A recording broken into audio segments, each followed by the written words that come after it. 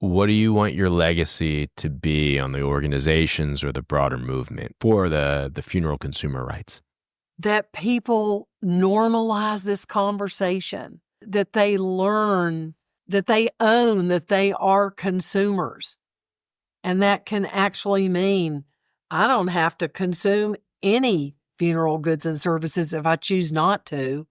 Or if I do, I'm smart, done my homework, and I'm only going to choose what I really need. The easiest advice is to say plan, 3 words.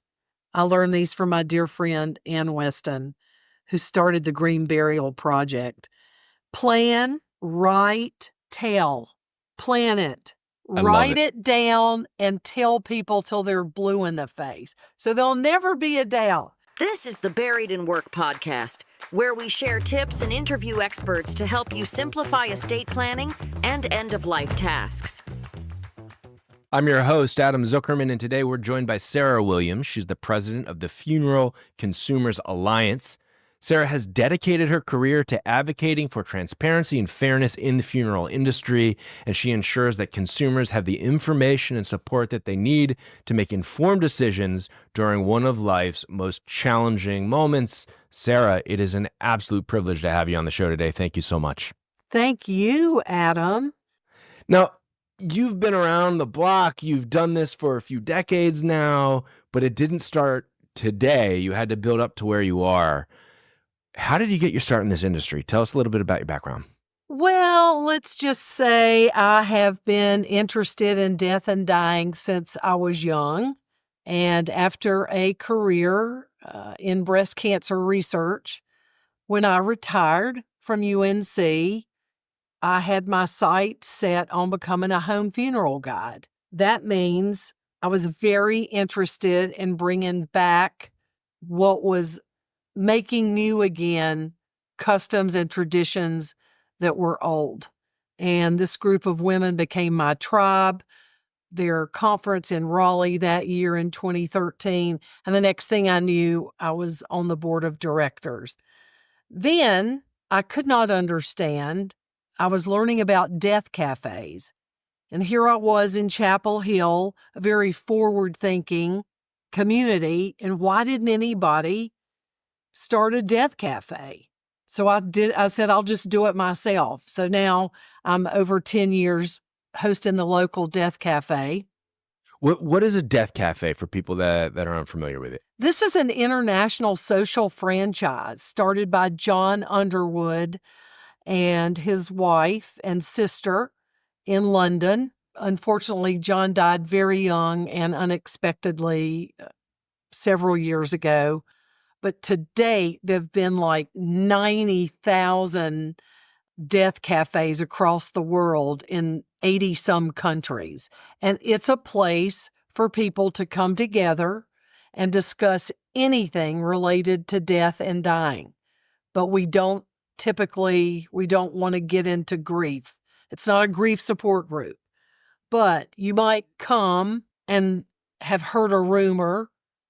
Can you get buried in your backyard? Or, what do I have to do to have a home funeral? I mean, and we typically eat and drink. It's always good, Adam, to be eating and drinking when you're talking about death and dying. Absolutely. And we just have the best time. It's just an amazing group of people.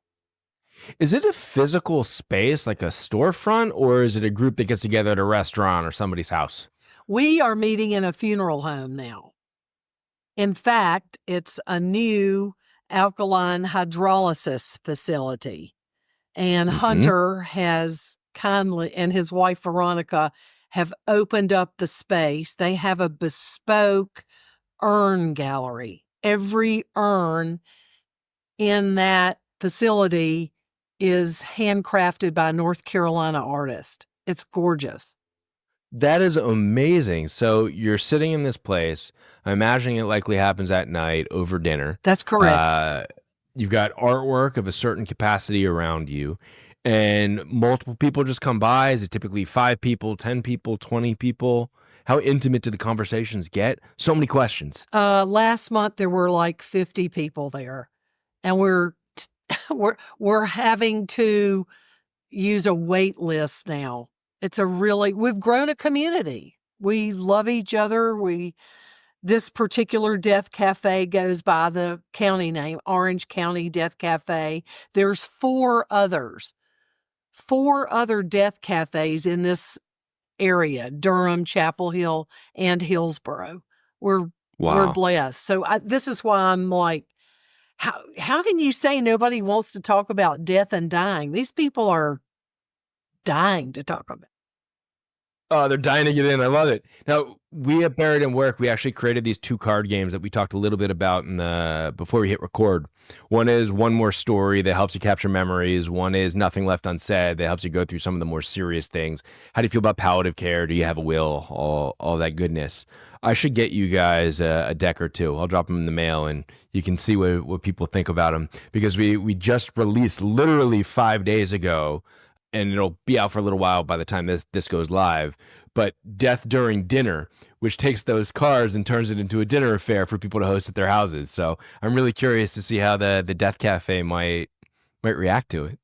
Yeah, there's some other card games out there. Mm-hmm. The Death Deck. They're great, yeah. Morbid Curiosity, and frequently people rely on these to help them have the conversation, because it ain't easy. This is a very difficult subject to talk about for most people. Some of us love it. If there's anything that we can do to make it easier on people, we definitely want to do that. That's great. Now, let's shift gear a little bit.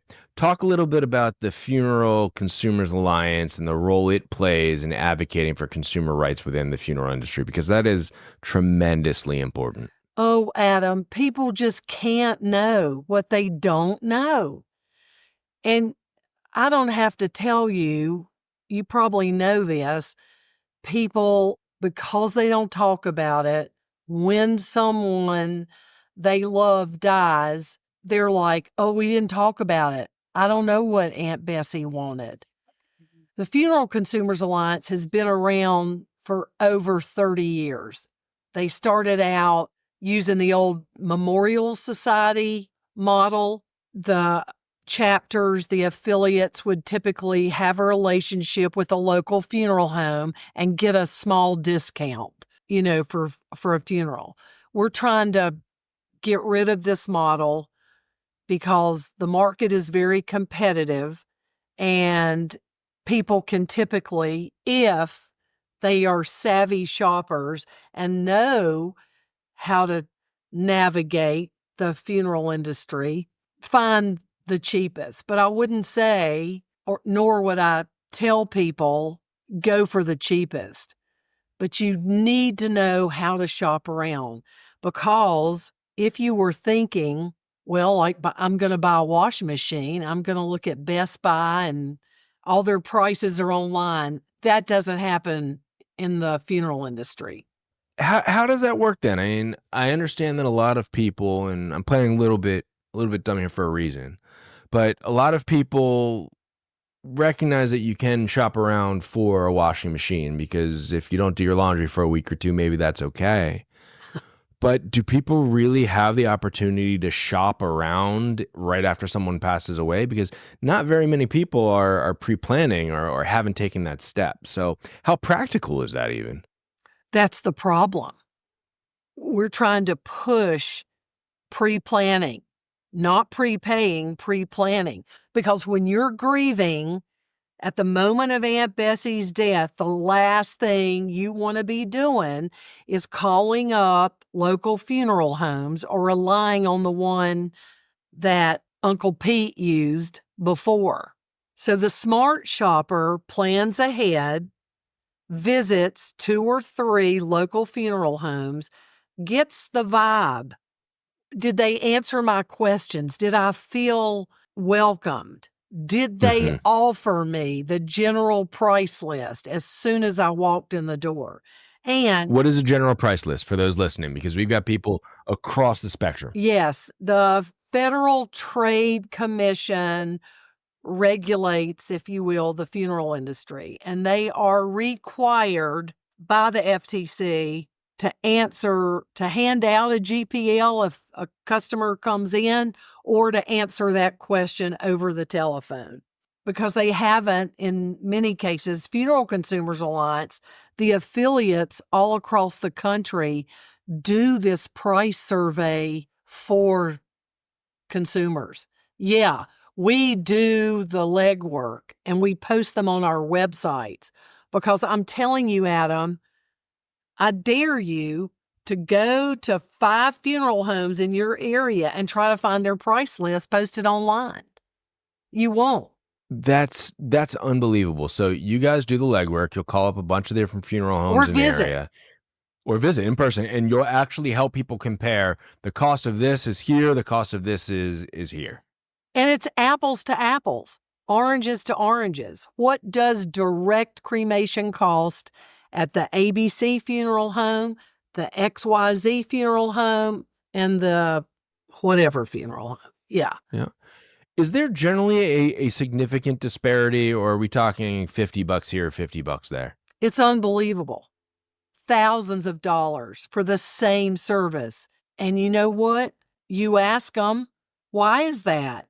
It's a direct cremation is pick up the body, cremate the body, return the cremains to the family.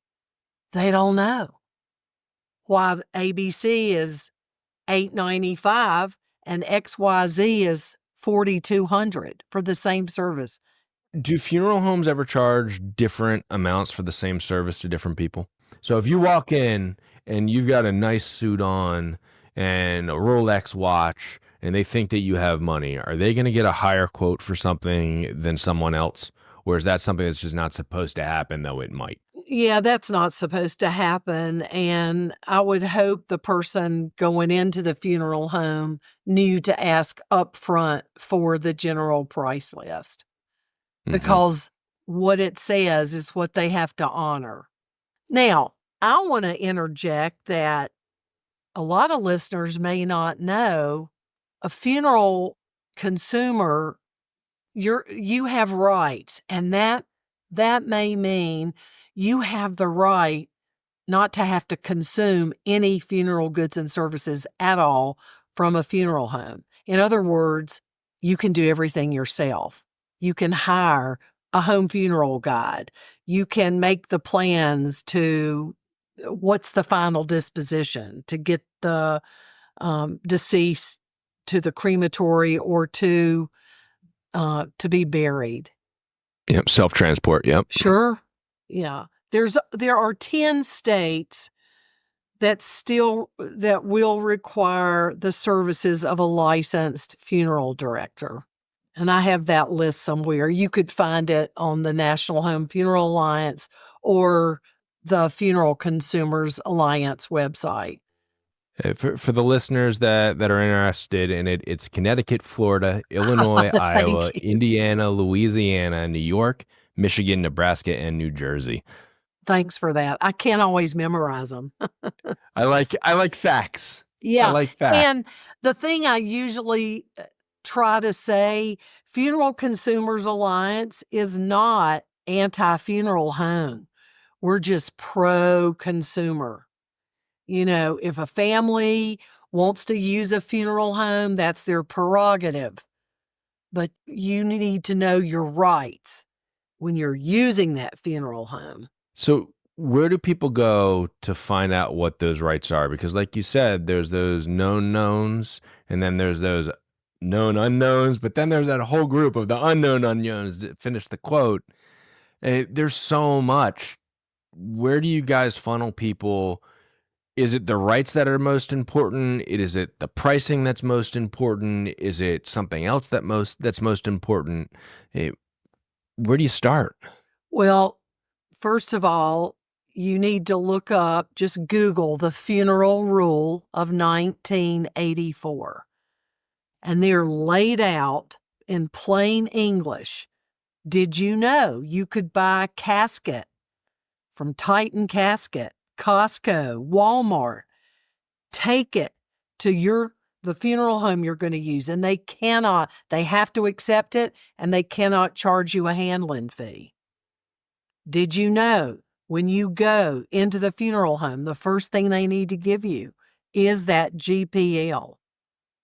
Did you know they cannot force you to purchase a bundle?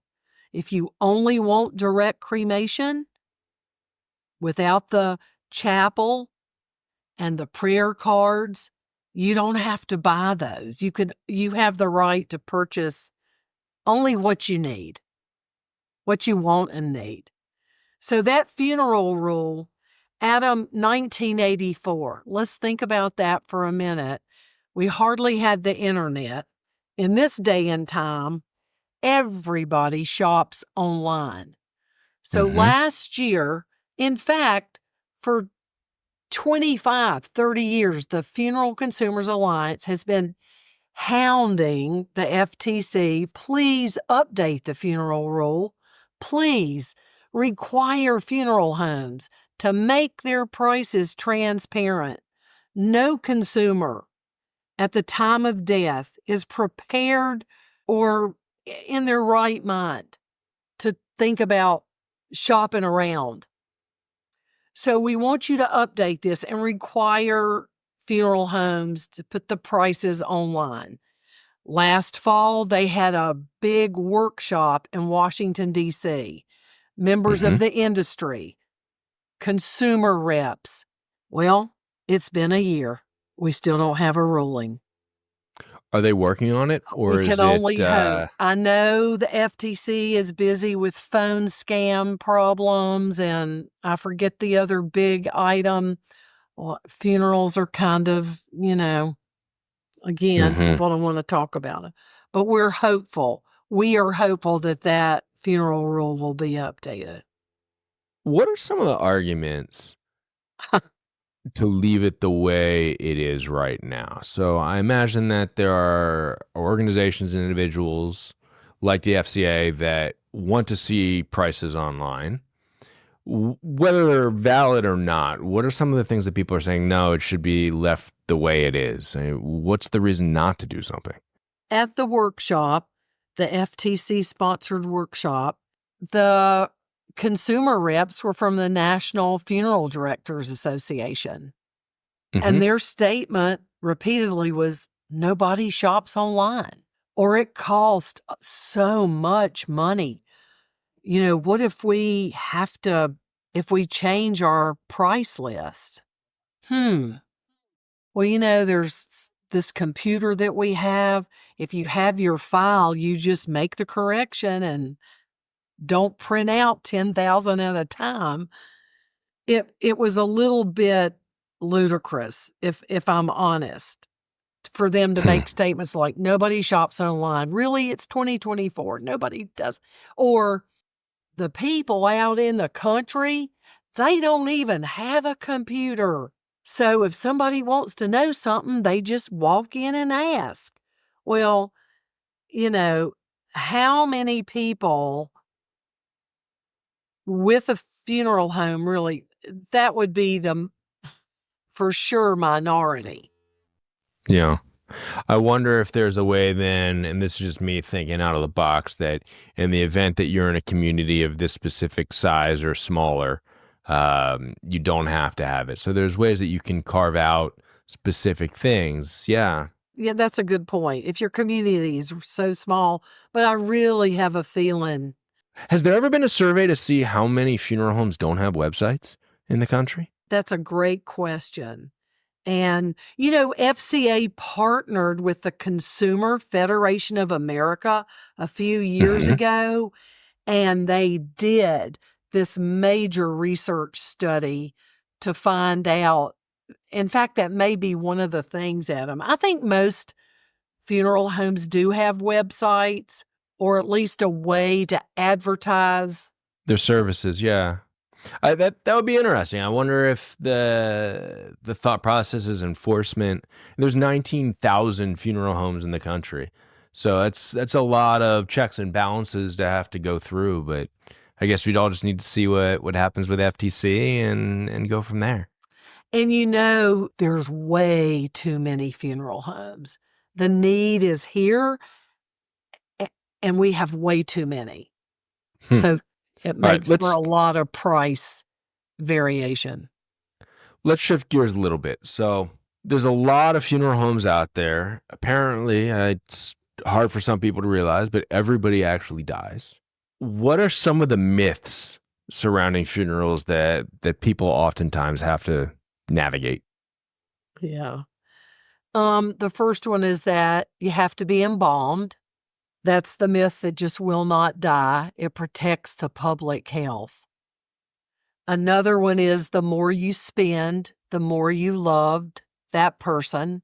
Our little local affiliate, our state affiliate, has a bookmark and I do a presentation about 12 funeral myths.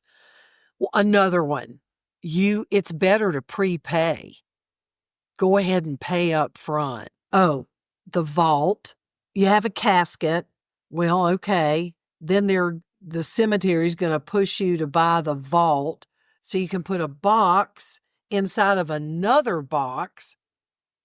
And that's to keep the cemetery flat for the person who's mowing the lawn. That's what the vault does. Do you need to get the vault, or are you allowed to say, no, I don't want it? It depends. The cemeteries set their own rules and regulations. So if the cemetery says you got to have a vault and you don't want to have a vault, you got to go somewhere else. Yeah. Is the vault customized also, or is it, no, this is just the standard what we have? It's a big cement box that the box goes in the box. No, it can be steel. It can be cement. It can be, I think there's a bronze vault. But Adam, we're all going to decompose. The myth that gets me is the gasketed vault guaranteed to be waterproof and keep Aunt Bessie safe until whenever. No. Nature always wins. You may spend a fortune on a casket and a vault, but eventually nature's going to win. Nature will win. And so, why spend it? One of my favorite stories to tell is about my friend who said, my grandparents were buried in better furniture than they owned and lived on. Now, something's wrong with that picture. Yeah. That common belief that a good funeral has to be expensive. Yeah. It just doesn't sit right with a lot of people. And though it is believed by a lot of people as well. Can you offer any tips or some guidance on how families can honor their loved ones without overspending then? Let's make it a little bit easier on people. Well, let's say the family does want to use a funeral home. It's a rarity when a funeral home doesn't have a refrigeration unit, a chiller. So don't save money, don't embalm, just ask them to keep the body cool. And they can do that even if you want a viewing. Don't bundle. Just pick out what you want. Well, we're going to opt for the direct cremation, which means you will pick up the body, cremate the body, and return the cremains to the family. Don't use the hearse. Or the limo, any number of ways to save money. So instead of using the limo, what would they do? Just a van that they have on staff, or just use the family cars. Those were back in the days, when we had the parades of the hearses going to the cemetery. I'm just thinking of ways. And then many things you can do yourself. Keep the body at home. There's ways to keep the body cool. People, we got so far removed from death during the Civil War. I don't know if you know the history of embalming and how the funeral industry developed and grew. Historically, families took care of their own dead. It was an honor. We were in contact with death on a daily basis. We weren't afraid of death. It used to be if Aunt Bessie died, you laid her out on the dining room table. The neighbor built the pine box. Another neighbor gave you the cart, and you took her to the lower 40 and buried her. The history is during the Civil War, so many Union soldiers were dying on our battlefields, and the railroads refused to carry the bodies because they were decaying. They smelled. And these field embalmers had developed this solution, early embalming, creosote, arsenic, alcohol. It worked. So they had this arterial system. They would migrate with the battles. They would use a barn or a shed. They embalmed these bodies, and it worked, and the bodies could be shipped home. And then when Lincoln was assassinated, Mary Todd wanted him embalmed. He had to get from D.C. back to Springfield. I think he was embalmed twice, maybe 3 times, but the public wanted to see him, and he was embalmed. And then people are looking at him like, wow, he doesn't look dead. He looks like he's asleep. I want to be embalmed. And before you know it, embalming's the thing now for the wealthy and the well-to-do. And cabinet makers are becoming coffin makers. And we got to teach people, how do we make this magic solution that keeps the bodies preserved? And they set up little schools, our early mortuary schools, and they call these people morticians. Sounds like physicians. So that whole thing grows, and this industry takes on medico-legal authority that they've never really been granted, and families just lose their ability to take care of their own dead. That's an interesting evolution. That was a lot. I talked a lot.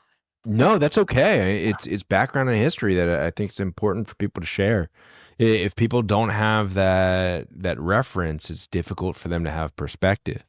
To clarify a few things that you said for people that are unfamiliar, a lot of people, they don't live in suburbia and rural areas anymore.